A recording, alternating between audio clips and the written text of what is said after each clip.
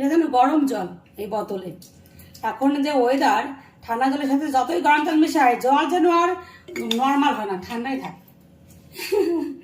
বুঝলে কি না?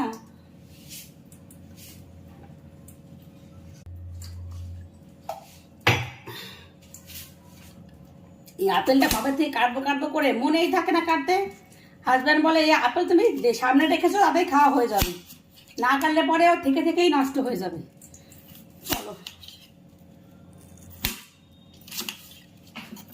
তুমি কি করছো বাবা? পুরোনো পুরোনো দিকেই